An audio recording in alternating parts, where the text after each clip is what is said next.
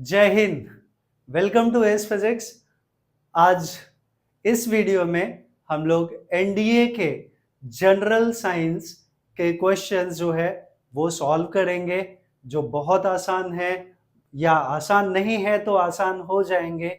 सो हम लोग स्टार्ट करते हैं और ये एक बहुत इम्पॉर्टेंट पार्ट है बिकॉज आपको पता है कि इसके मार्क्स जो है सबसे ज़्यादा होते हैं, वेटेज वाइज ये सबसे ज़्यादा है और बड़ी आसानी से हम लोग इसको सॉल्व कर सकते हैं and we can achieve very good marks. तो विदाउट वेस्टिंग टाइम हम लोग स्टार्ट करेंगे।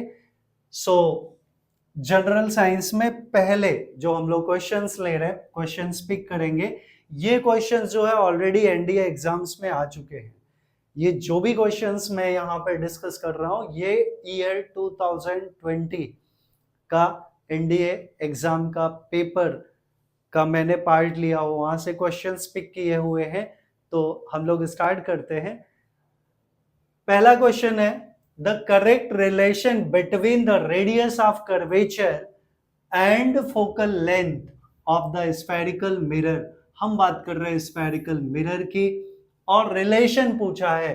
तो एक चीज हमें पता है कि अगर हम लोग रेडियस ऑफ कर्वेचर की बात करें, रेडियस ऑफ कर्वेचर की बात करें अबाउट कॉन्वेक्स मिरर है ये, तो कोई भी मिरर जो है वो स्फीयर का पार्ट होता है। Mirror is the part of sphere. ये इसका रेडियस ऑफ कर्वेचर, अगर मैं ये कॉनकेव मिरर ले लूं, this is the concave mirror, ये कॉनकेव मिरर हो गया, sorry this is the concave mirror. तो ये इसका रेडियस ऑफ कर्वेचर हो गया और फोकल लेंथ ये डिस्टेंस हो गया, right.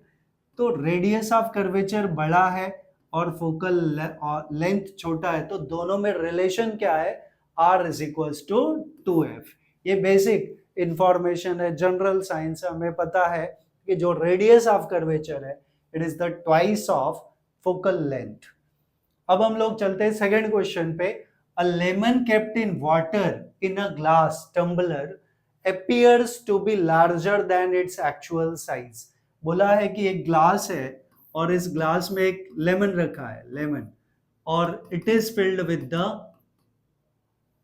A lemon kept in a water. हाँ, it is filled with the water. ये लेमन है and it is kept in a glass which is containing water. तो हमें उस ग्लास में नींबू जो है, लेमन जो है, it appears to be bigger, larger than its actual size. तो हमें एक्चुअल साइज से बड़ा क्यों दिखता है? Because of refraction of light. Because हमें पता है कि when any beam of light is passing from rarer to denser medium, अगर हम ये एज्यूम कर ले रेयरर और ये डेंसर मीडियम, तो light changes its path. Light जो है अपना पाथ चेंज करता है। अगर मैं इसको ऐसे बोलूं कि ये इंसिडेंट रे है तो इसका एक्चुअल पाथ ऐसा होना चाहिए, but it bend towards a normal, right. So this phenomena is called the refraction of light. तो लाइट जब एक मीडियम से दूसरे मीडियम में ट्रैवल करता है then it change its path, और उसी वजह से हमें ये लेमन जो है it appear to be larger than its actual size. तो हमें वो फिनोमेना बताना है कि क्यों हमें लेमन जो है वो appear to be bigger। तो रीजन क्या है? Refraction of light. तो ये इसका करेक्ट ऑप्शन है। अब हम लोग चलेंगे अगले क्वेश्चन पे। तो थर्ड क्वेश्चन क्या है? Light इंटर्स the I through a thin membrane called. कहां से लाइट हमारे आंख में आता है? That is the cornea, right. Cornea से आता है। Yes, light इंटर्स the I through a thin membrane called cornea. Cornea से रेटिना पे इमेज बनता है। हमें ये नहीं पूछा है क्वेश्चन में कि कहां पे इमेज बनता है, हमें पूछा है light इंटर्स the I through thin membrane, और उस थिन मेम्ब्रेन को हम लोग क्या बोलते हैं? कॉर्निया बोलते हैं। ये बायोलॉजी में आपने पढ़ा होगा। नेक्स्ट क्वेश्चन है name the scientist who first use the glass prism to obtain the spectrum of sunlight. तो क्या नाम है उस साइंटिस्ट का? That was the Newton. So Isaac Newton. So next question पे चलेंगे हम लोग। नेक्स्ट क्वेश्चन है, next question is the cost of energy to operate. अब ये फिजिक्स का क्वेश्चन है, बहुत आसान हो जाएगा बताने के बाद। देखिए आप लोग सॉल्व कर सकते हैं या नहीं। The cost of energy to operate an industrial refrigerator that consumes 5 kilowatt hour 5 kilowatt power. ये हमें क्या दिया है, पावर दिया है। क्या दिया है, power. Working 10 hour per day, 10 hour per day for 30 days will be given that the charge per kilowatt hour is called 1 unit, per kilowatt hour is called 1 unit। तो यहाँ पे 1 किलोवाट आवर मतलब पर किलोवाट आवर का हमें cost दिया है, that is 4 rupees.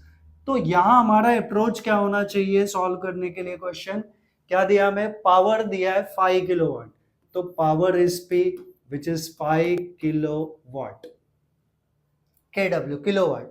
Working 10 hours per day, तो टाइम क्या दिया हमें, 10 hours per day, 10 hours per day, तो 30 डेज में कितने आवर्स होंगे, तो 10 our into 30 days it will B 300 hours.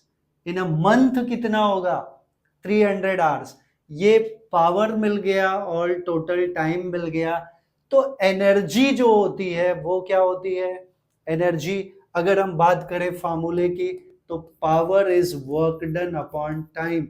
यहाँ पे ये वर्क डन जो इलेक्ट्रिकल वर्क डन है, तो वर्क डन हमें मिला पावर इनटू टाइम, और this electrical work done power already हमें दिया हुआ है 5 kilowatt, 5 kW into this is 300 hour, right? So it becomes 1500 kilowatt hour। Unit मिल गया हमें, और हमें पता है कि 1 kilowatt hour is 1 unit, 1 kilowatt hour is 1 unit. यहाँ पे बिकॉज हमें दिया है ना पर किलोवाट आवर का कॉस्ट 4 रुपीज है, तो टोटल कॉस्ट हमें क्या मिल गया, इतने किलोवाट हो गए, कितने, 1500, तो 1500 into 4, so total cost will be 1500 into 4 rupees, so it will be 6000 rupees, right? So 6000 is the correct answer। Formula, method of solving, everything I have mentioned over here। I hope ये question का answer आप लोगों को समझ में आया होगा। तो अब हम लोग चलते हैं अगले क्वेश्चन पे। अगला क्वेश्चन है, which one of the following statement regarding magnetic field is not correct. तो क्या दिया है, पहला नॉट करेक्ट, कौन सा करेक्ट नहीं है, हमें पहला ऑप्शन दिया, magnetic field is a quantity that has direction and magnitude. Of course field है तो स्पेसिफिक डायरेक्शन एंड मैग्नीट्यूड है, और वैसे आपको पता है, for your information I will tell you, कि अगर ये नॉर्थ पोलैरिटी है मैग्नेट का, ये साउथ पोलैरिटी है, तो हमने पढ़ा है magnetic field starts from north pole and terminate to south pole, right? Yes, north से स्टार्ट हुआ, साउथ पे टर्मिनेट हुआ, तो डायरेक्शन एंड मैग्नीट्यूड तो है ना, तो ये करेक्ट स्टेटमेंट है। दूसरा बी ऑप्शन क्या है, magnetic field lines are closed curves, magnetic field lines are closed curves as per the diagram, it is of course in front of us, क्या है सामने कि ये close curve है, right? तो ये भी right answer है, आंसर मतलब स्टेटमेंट करेक्ट है। Third is magnetic field lines are open curves, open curve नहीं है ये, और तो ये हमारा गलत स्टेटमेंट है, बट आंसर इसके हिसाब से नॉट करेक्ट स्टेटमेंट तो यही है। And last is no two magnetic field lines are found to cross each other, वो भी प्रॉपर्टी हमने पढ़ा है कि no electric field as well as magnetic field they never intersect to each other, तो ये बेसिक कंसेप्ट है। तो इसका आंसर क्या आ गया, ऑप्शन इज सी। अब हम लोग चलेंगे अगले क्वेश्चन पे।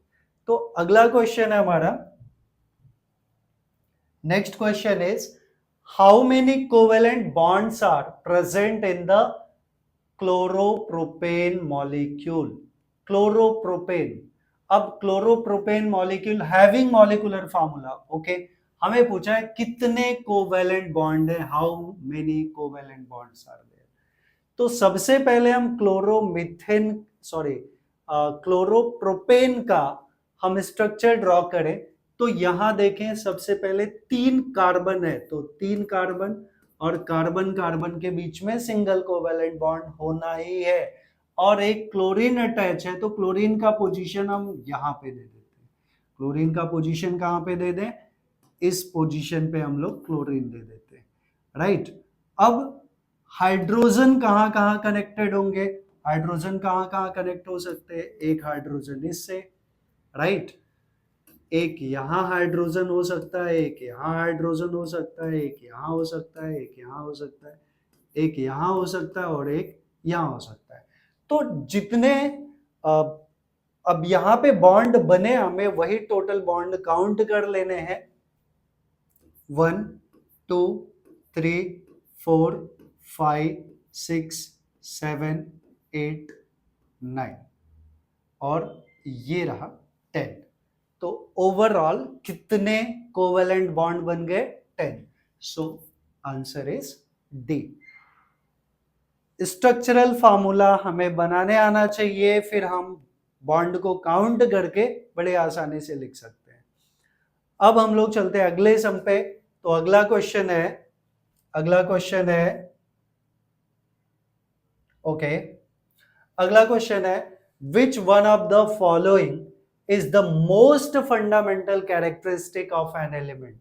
एलिमेंट का मोस्ट फंडामेंटल कैरेक्टरिस्टिक क्या है।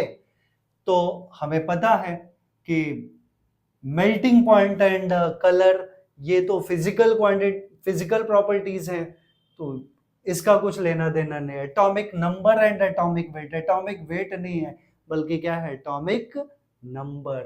तो सिंपल सा चीज है कि विच of the following is the most fundamental characteristic, क्योंकि हमने ये पढ़ा है कि जो मॉडर्न पीरियोडिक टेबल और सब बना है वो किस पे बेस्ड है, that is based on the atomic number.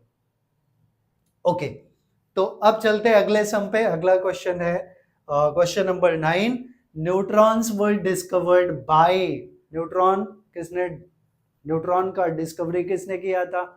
Of course आप लोगों को पता होगा, हाँ नहीं, चैडविक। तो Chadwick, James Chadwick is the person who discovered the neutron. मैं आप लोग को एक ट्रिक बताता हूं जिससे आप लोग याद रख सकते हो। अगर हिंदी थोड़ा बहुत पता है तो याद रखिए आप, ईट पर नाच, ऐसे ही याद रखने के लिए, E for electron, T for Thomson, T for Thomson, P for proton, R for Rutherford,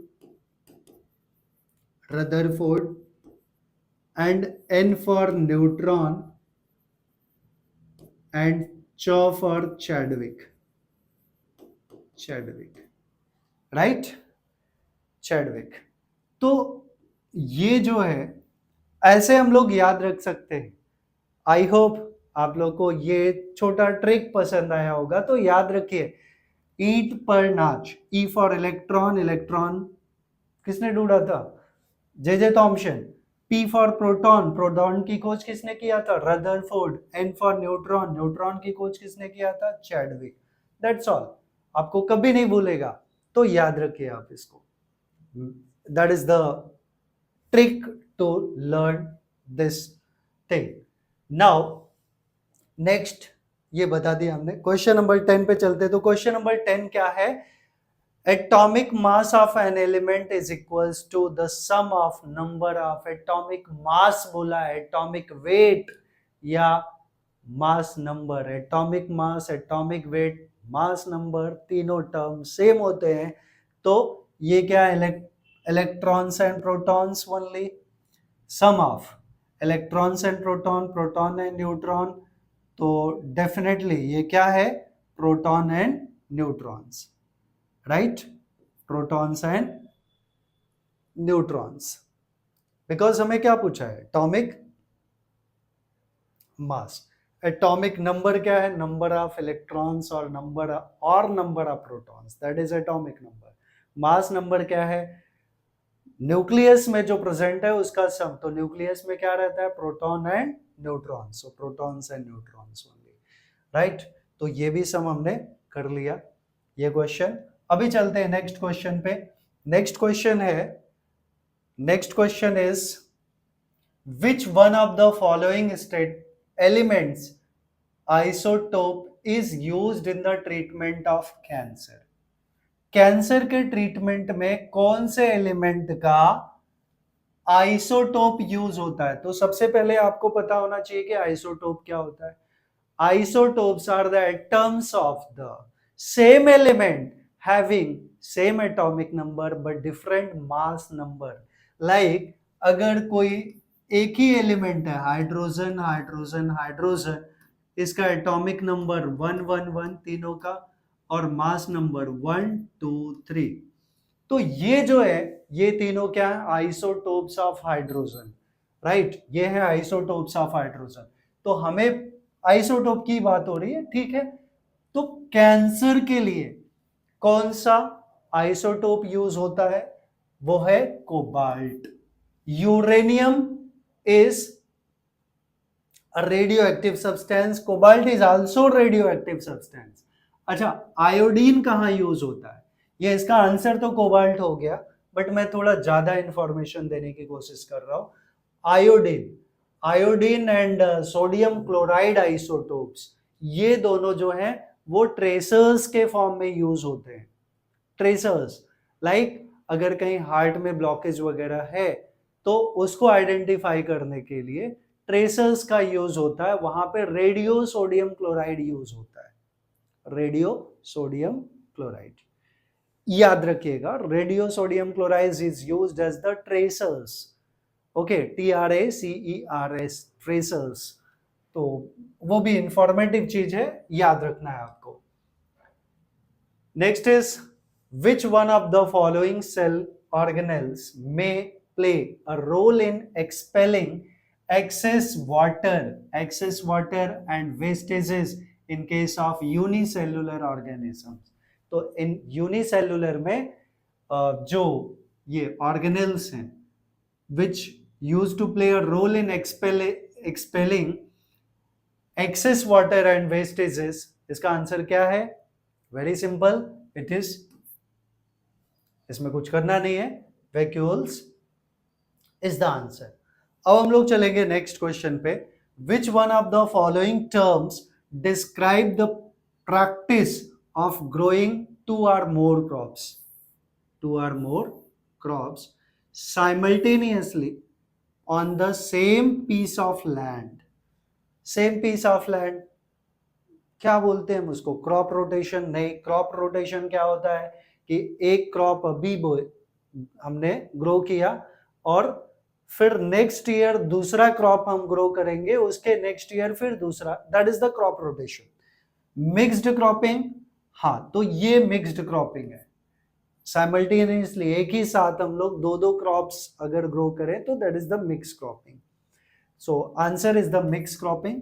next यहाँ पे इंटरक्रॉपिंग, एक इंटरक्रॉपिंग नहीं हो सकता, मिक्स्ड फार्मिंग नहीं हो सकता, हम लोग क्रॉपिंग की बात कर रहे हैं, तो answer will be this one.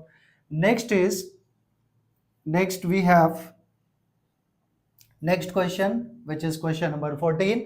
Which one of the following statement is correct about the effect of antibiotics and viruses? कौन सा स्टेटमेंट करेक्ट है वो हमें ढूंढना है। वायरसेस आर नॉन लिविंग, नहीं, लिविंग तो है, नॉन लिविंग नहीं है, तो ये स्टेटमेंट तो यहीं पे खत्म हो गया। Non living entities but can be interact with antibiotics, नहीं, गलत है, नॉन लिविंग नहीं, लिविंग है। Taking antibiotics cures viral infections, तो नहीं, वायरल इन्फेक्शन के लिए कोई एंटीबायोटिक नहीं बना है, तो ये भी रॉन्ग है। Viruses do not possesses metabolic pathways on which antibiotics can function, whereas bacteria have such pathways. Yes, जितने भी एंटीबायोटिक्स बने हैं वो सभी बैक्टीरिया के लिए हैं, ना कि वायरसेस के लिए। तो इसका आंसर मोस्ट प्रोबेबल अभी तक तो फिलहाल ये है, viruses are the resistance to antibiotics. नहीं, bacteria are resistant to antibiotics, not viruses. So अगले क्वेश्चन पे चलते हैं हम लोग, that is the question number 15। Question number 15, in a incandescent electric bulb, the filament of the bulb is made up of। Filament किसका बना होता है? एल्यूमिनियम का नहीं होता है, कॉपर का नहीं होता है, सिल्वर का नहीं होता है, किसका बना होता है? टंगस्टन का। टंगस्टन का फिलामेंट क्यों बना होता है? बिकॉज टंगस्टन एक एलिमेंट है which having a very high melting point। इसका melting point जो है nearly 3400 डिग्री सेल्सियस है। इतना melting point of tungsten is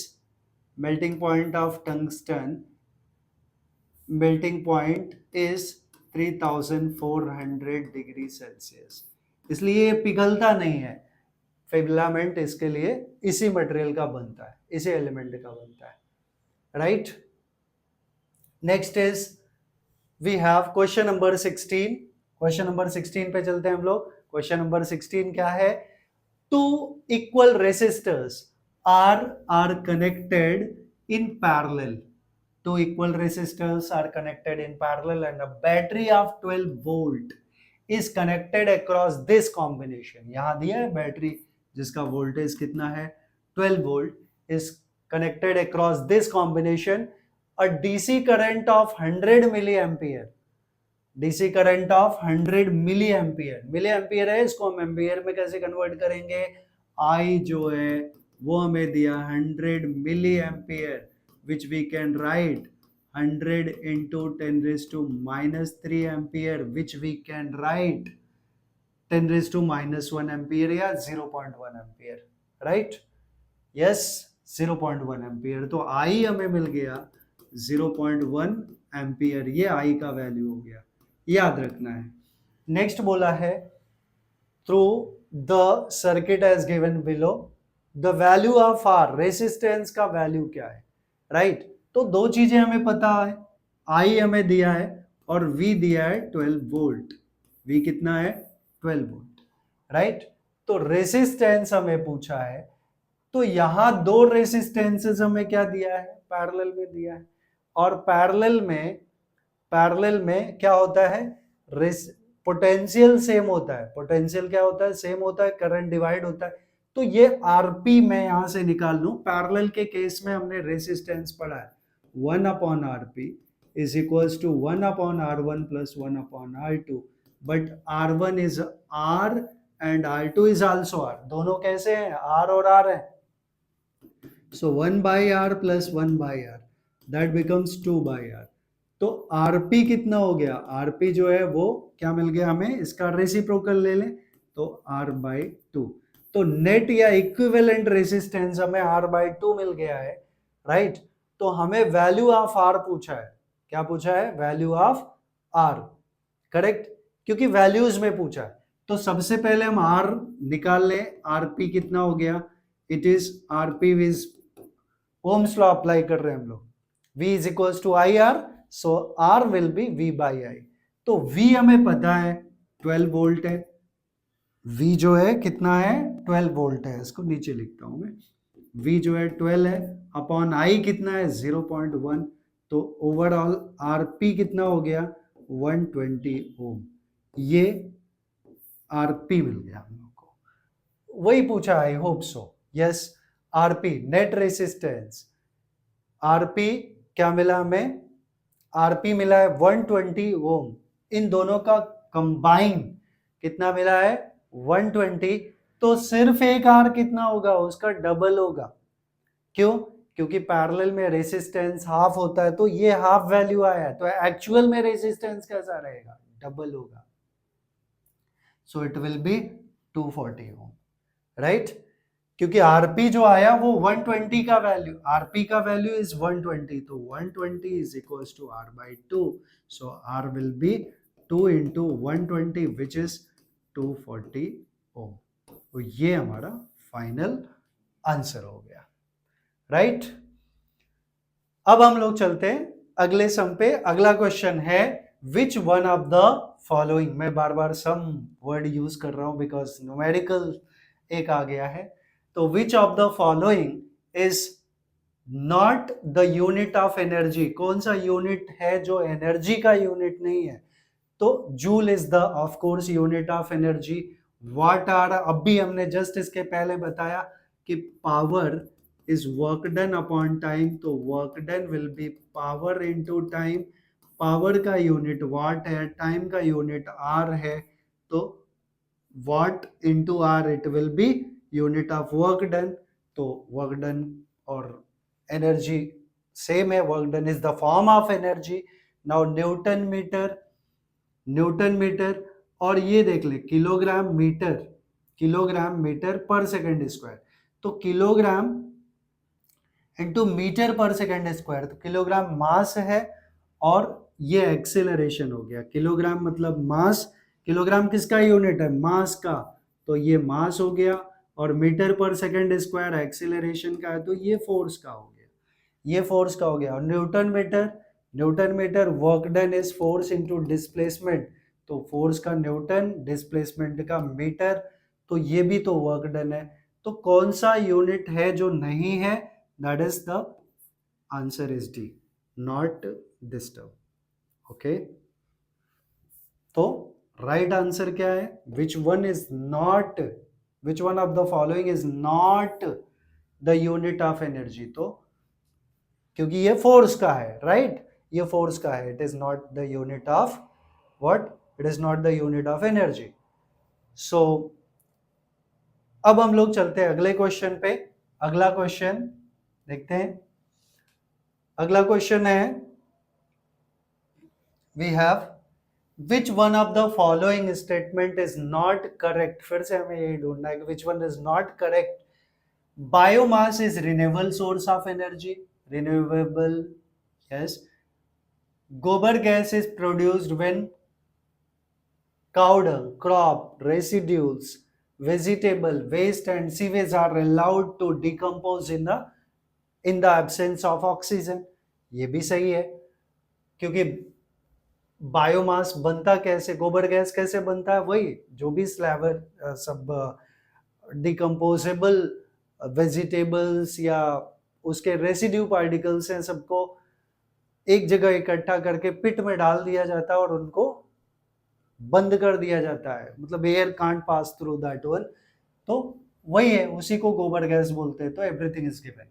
now biomass generation reduces soil and water pollution, of course biomass, biogas generation reduces soil and water pollution, that is right, ये भी right है।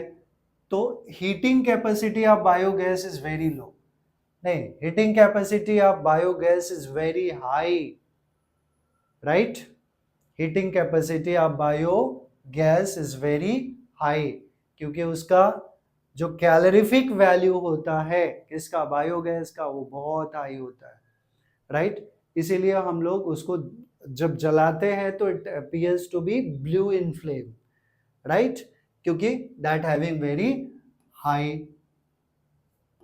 Value, calorific value, calorific value, याद रखिएगा आप लोग।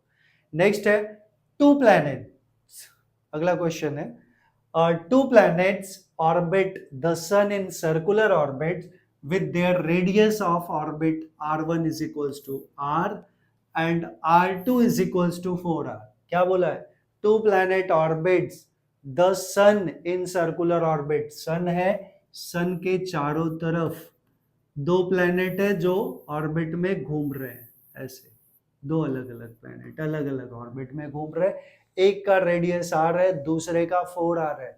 I will say इसका radius r है और इसका रेडियस जो है वो 4r है, ऐसे ले लेते हैं हम लोग। Ratio of their time periods, तो उनके टाइम पीरियड का रेशियो क्या होगा। अब हमने केपलर्स लॉ पढ़ा है रेडियस और टाइम पीरियड में रिलेशन, तो हमने पढ़ा है कि square of the time period is directly proportional to the cube of radius vector, right. ये केपलर्स लॉ है। तो हम यहां से लिख सकते हैं कि T1 बाई T2 का whole square will be R1 by R2 का होल क्यूब। अब यहाँ ठीक है, मैंने कैपिटल आर के जगह स्मॉल R1 R2 ले लिया, दैट डज नॉट मैटर। तो हमें क्या मिला, R1 कितना है, R1 is R and R2 is 4R, R2 is 4R।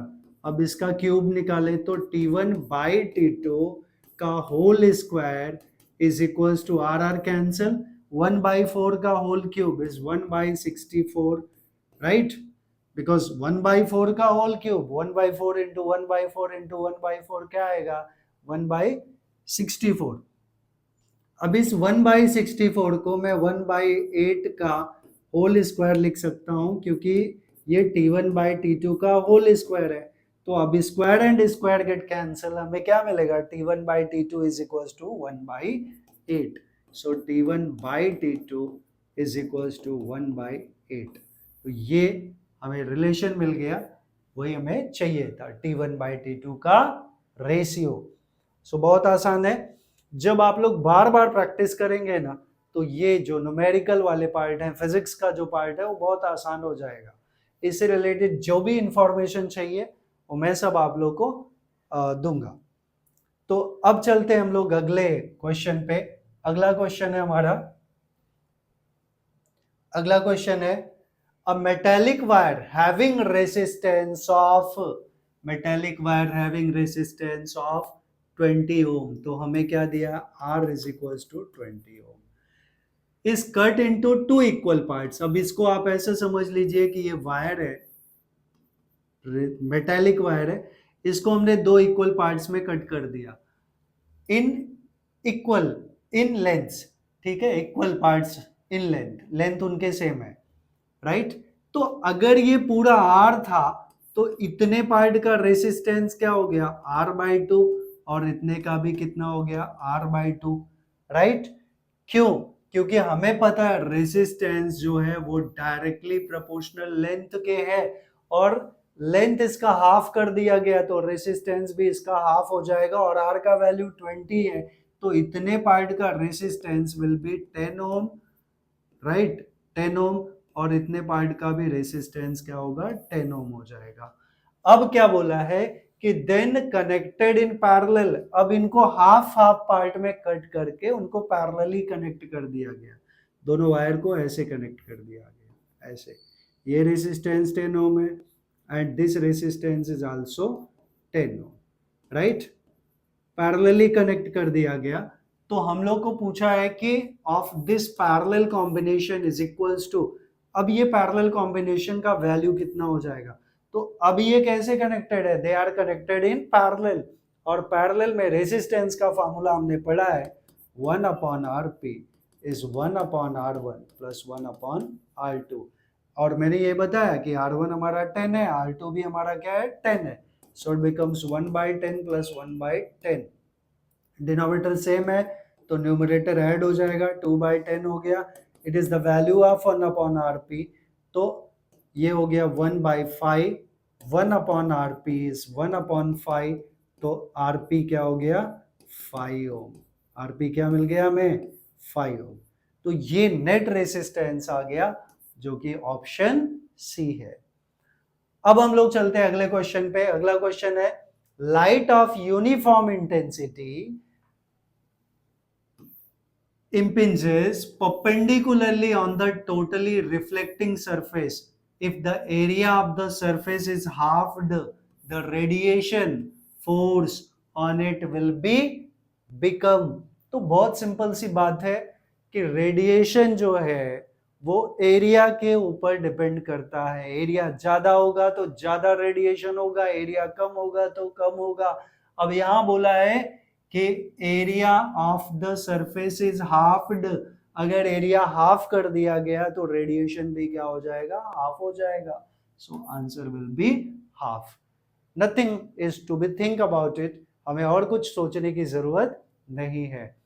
अगर एरिया ज्यादा है तो रेडिएशन ज्यादा होगा, एरिया कम है तो रेडिएशन कम होगा। मतलब जो रेडिएशन है वो डायरेक्टली प्रोपोर्शनल होगा सरफेस एरिया के, और यहां बोला है कि सरफेस एरिया हाफ हो गई तो रेडिएशन जो है वो हाफ हो जाएगा। बहुत कॉमन सा क्वेश्चन है ये। अब हम लोग अगले क्वेश्चन पे चलेंगे। अगला क्वेश्चन क्या है? अगला क्वेश्चन है the part of the human I on which the image is formed is. तो इमेज कहां पे बनता है? Image is formed at retina, right? Image कहां पे बनता है? रेटिना पे। Yes, after reflection of any object, जो लाइट का रिफ्लेक्शन होके फिर हमारे आई पे रेटिना पे आता है तो रेटिना पे इमेज बनता है। ओके, तो इसका आंसर रेटिना है, इसमें हमें कुछ नहीं करना है। Which, next question, which of the following statement about sound is not correct? Sound के बारे में कौन सा स्टेटमेंट नॉट करेक्ट की बात कर रहे हैं? नॉट करेक्ट मतलब रॉन्ग है। Sound travel at the speed slower then the speed of light. Of course speed of light जो है वो c is equals to 3 into 10 raised to 8 metre पर सेकेंड है। कितना? 3 into 10 raised to 8 मीटर पर second. और sound का जो स्पीड है वो नियरली 340 मीटर पर सेकेंड है। तो sound travels at the speed slower then the speed of light. Speed of light c है, तो ऑफ कोर्स ये करेक्ट है। और हमें क्या ढूंढना है? नॉट करेक्ट स्टेटमेंट ढूंढना है। Sound waves are transverse wave, नहीं, sound waves are longitudinal waves. Sound waves are longitudinal wave. तो ये रॉन्ग स्टेटमेंट है, मतलब ये हमारा राइट ऑप्शन होगा, बिकॉज हमें नॉट करेक्ट वाला चूज करना है। आगे ये भी पढ़ लेते हैं हम लोग। Sound waves are longitudinal wave, ये करेक्ट है। Sound travel faster in moist than in dry air. Of course moist air में साउंड जो है वो फास्टर ट्रेवल करता है than in dry air. Next question, question number 24 क्या है? When the short circuit condition occurs, the current in the circuit, short circuit के case में, शॉर्ट सर्किट के केस में क्या होता है? यहां ऑप्शन से become zero, current become zero नहीं, रिमेन्स कांस्टेंट नहीं, इंक्रीजेस करंट, हाँ करंट इंक्रीज होता है। क्यों इंक्रीज होता है? बिकॉज हमने पढ़ा है कि जब शॉर्ट सर्किट होता है तो हीट बढ़ता है, और हीट जो है वो आई स्क्वायर आर टी है। तो आई स्क्वायर मतलब हीट बढ़ रहा है, मतलब करंट बढ़ रहा है, राइट? या हम ऐसे बोल लें कि R is equals to V by I, right? R is equals to V by I, so I becomes V by R. और जब हीट हो रहा है तो हीट क्यों हो रहा है? हमें पता है कि हीट जो है बढ़ता है वो ड्यू टू रेजिस्टेंस, और रेजिस्टेंस शॉर्ट सर्किट के केस में क्या होता है? रेजिस्टेंस जो बढ़ता है। तो answer is increase substantially. Keeps on changing randomly नहीं, तो आंसर क्या हमारा? सी। अब हम लोग चलेंगे अगले क्वेश्चन पे, that is question number 25। The instrument used for detecting the presence of electric current, detect करने को बोला है। और रिफ्रैक्टोमीटर, विस्कोमीटर, गैल्वेनोमीटर, डिफ्रैक्टोमीटर नहीं, इसमें करंट को कौन डिटेक्ट करता है? That is the galvanometer. Detect करता है, once again I will tell you कि करंट को मेजर करने वाला डिवाइस है वो अमीटर है, वोल्टेज को मेजर करने वाला डिवाइस वोल्ट मीटर है, लेकिन करंट को डिटेक्ट करने वाला कौन सा डिवाइस है? That is the galvanometer. Galvanometer is a device which detect the current, तो आंसर इज गैल्वेनोमीटर। अब हम लोग चलेंगे अगले क्वेश्चन पे। अगला क्वेश्चन है which one of the following is the largest composition in the biogas? Biogas में सबसे ज्यादा कंपोजिशन किसका रहता है? कार्बन डाइऑक्साइड, कार्बन डाइऑक्साइड तो जलता ही नहीं है, बायोगैस का जो गैस है वो हम लोग कुकिंग के लिए यूज करते हैं, तो कार्बन डाइऑक्साइड वो एक्सटिंग्विशर के रूप में काम करता है, तो वो ऑप्शन तो हमारा खत्म हो गया।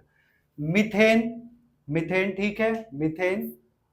हाइड्रोजन, हाइड्रोजन पॉपअप साउंड के साथ बर्न होता है, तो hydrogen is not the option over here, क्योंकि हम खाना बनाते हैं बायोगैस पे, तो ब्लास्ट नहीं होता, पॉपअप साउंड नहीं आता, राइट, एक्सप्लोजन नहीं होता, तो hydrogen is also not the answer.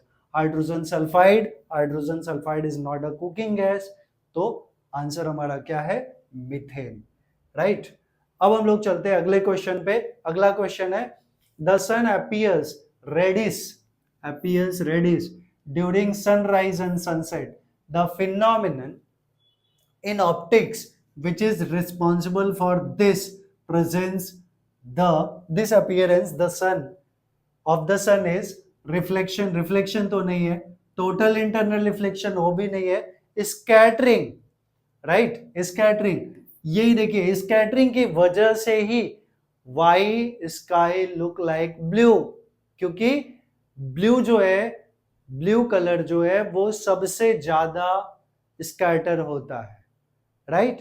तो जो भी सन रेज आती हैं और डस्ट पार्टिकल हमारे एटमॉस्फेयर में अवेलेबल है, वहां पे स्ट्राइक होती हैं, तो ब्लू कलर जो है, आपको पता है white light consist with the 7 constituent colours, उसमें से जो ब्लू कलर है वो सबसे ज्यादा स्कैटर होता है, तो स्कैटर होने की वजह से अब वो ब्लू कलर स्कैटर होके कहाँ चला गया, स्काई में चला गया।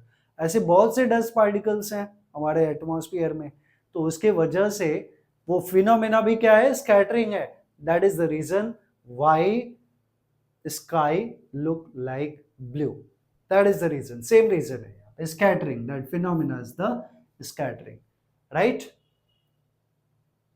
next is the, तो reason वही, next question is question number 28, a lens has a power of, हमें क्या दिया, power of a lens plus 2 diopter, power हमें पावर ऑफ द लेंस दिया है +2 डायोप्टर। अब मैं सबसे पहले आपसे एक चीज पूछूंगा कि डायोप्टर आपको पता है, dioptre is the unit of power of a lens, dioptre is the unit of power of a lens, और +2 है, तो लेंस दो टाइप के, एक कॉन्वेक्स है एक कॉनकेव है, ये कॉन्वेक्स है, कॉन्वेक्स का जो फोकल लेंथ है वो पॉजिटिव होता है, और पावर जो है वो 1/f in metre, right, 1/f in metre, focal length किस में होना चाहिए, मीटर में होना चाहिए, तो ये अगर है पॉजिटिव है तो ये पॉजिटिव आया, मतलब लेंस कौन सा है, ये कॉन्वेक्स है, कौन सा लेंस है, कॉन्वेक्स है। अब हम आगे बात कर सकते हैं, a lens has the power of this, which of the following statement about the lens is true। अब यहां से हम डिसाइड कर लेंगे, इतना इंफॉर्मेशन हमारे दिमाग में इनिशियली आनी चाहिए। So the lens is concave, ये कॉनकेव है, नहीं, गलत है, ये कॉन्वेक्स है, एज आई सेड कॉन्वेक्स का फोकल लेंथ इज पॉजिटिव, तो कॉन्वेक्स है, not concave. The lens is a convex, convex है, and has the focal length of 2 metre, focal length पूछा है, तो फोकल लेंथ क्या होगा, पावर इज 1/f, तो f विल बी 1/p, अरे अगर p जो है 1/f है तो f विल बी 1/p, और p हमें दिया है 2, तो 1/2 इज 0.5। अब दोनों आंसर्स मिल गए, फोकल लेंथ इज 0.1/2 आया, राइट, तो ये नहीं होगा, फोकल लेंथ यहाँ पे 2 मीटर दिया है तो ये नहीं होगा। The lens is a convex lens and focal length of 0.5 metre, तो दोनों मिल गए, कॉन्वेक्स है और फोकल लेंथ कितना मिल गया, 0.5 मीटर, तो our answer is C, C is the correct answer, तो डी देखने की जरूरत ही नहीं है, राइट। अब हम लोग चलेंगे अगले सम पे, अगला क्वेश्चन है, in case of a concave mirror, concave mirror, ये कॉनकेव मिरर, कॉनकेव, ये concave mirror, if an object is kept between principal focus and pole, ये पॉइंट पोल है हमारा और ये प्रिंसिपल फोकस है, इसके बीच में रखा तो आपको पता है इमेज कैसा बनता है, इमेज जो है वो इरेक्ट बनता है और कैसा बनता है, रियल बनता है और मैग्निफाइड बनता है, राइट। तो यहाँ पे हमें क्या दिया है, विच of the following statement about the image is not correct, वापस से नॉट करेक्ट पूछा, करेक्ट तो हमें पता है, the image will be virtual, same side of the lens बन रहा है virtual, the image will be enlarge और मैग्निफाइड, इनलार्ज होगा सेम साइड बनेगा, मैग्निफाइड होगा, the image will be formed at infinity, infinity पे नहीं बनेगा क्योंकि फोकस पे है, अगर सॉरी ऑब्जेक्ट अगर फोकस पे होता, ये फोकस और पोल के बीच में, अगर फोकस पे होता तो इंफिनिटी पे बनता है, the image will be erect, erect रहेगा, ये भी सही है। तो सही क्या नहीं है, that is the image will formed at infinity, infinity पे नहीं बनेगा, इंफिनिटी के पहले बनेगा, ठीक है। अब हम लोग चलते हैं अगले क्वेश्चन पे। अगला क्वेश्चन है, next question, which one of the following is the best example of desiccant. Desiccant क्या होता है, डेसिकेंट, डेसिकेंट जो है वो क्या करता है, डेसिकेंट एक ऐसा सब्सटेंस है, ऐसा मटेरियल वी कैन से, जो लाइट, जो मॉइस्चर को एब्जॉर्ब करता है। तो मॉइस्चर को एब्जॉर्ब करने का कौन सा है, इसमें जो करता है वो है silica gel. Actually sodium chloride भी करता है, दैट इज NaCl, लेकिन वो फिर अपने ओरिजिनल फॉर्म में नहीं रहता, अपने ओरिजिनल फॉर्म में नहीं रहता, फिर वो लिक्विड में कन्वर्ट हो जाता है। तो silica gel is the answer. Next question है, which one of the following is not a cause of depletion in ground water. Ground water में डिप्लेशन का कॉज का कौन सा रीजन नहीं है, दैट इज द अफॉरेस्टेशन। हाँ, तो यही है आंसर, लॉस ऑफ फॉरेस्ट नहीं, तो पहला ही मिल गया हमें, अफॉरेस्टेशन, राइट। तो ये हमने जितने भी सम्स हैं वो सारे सम्स हमने यहाँ पे आप लोग को बताए, सम्स या क्वेश्चंस जो भी हम लोग कह लें। तो आप लोग को वीडियो कैसा लगा ये आप लोग कमेंट करके जरूर बताइएगा, और जनरल साइंस के जितने भी क्वेश्चंस होंगे, ये मैंने जैसे पहले बताया था कि ये 2020 का जो पेपर आया था उसके क्वेश्चंस हमने पिक किए थे। तो जनरल साइंस या जनरल एबिलिटी के जितने भी क्वेश्चंस आएंगे इन फ्यूचर, हम उसके लिए मैं कंटिन्यू जो है वो हर हफ्ते एटलीस्ट एक वीडियो लेके आया करूंगा आप लोग के लिए, अलग अलग ईयर के पेपर्स में से, और फिर चैप्टर वाइज हम लोग ये प्लानिंग करेंगे आगे। और मैथ्स के लिए भी बहुत जल्दी आप लोग को वीडियो मिलेगा कि मैथ्स को कैसे शॉर्टकट वे आप लोग सॉल्व करो। तो प्लीज़ आप चैनल पे बने रहिए, चैनल को सब्सक्राइब करिए और लोगों तक आप चैनल को पहुंचाइए। उसके लिए आपको चैनल को शेयर करना है और वीडियो को लाइक करिए, लाइक तो बनता है। Thanks for watching this video, thank you very much.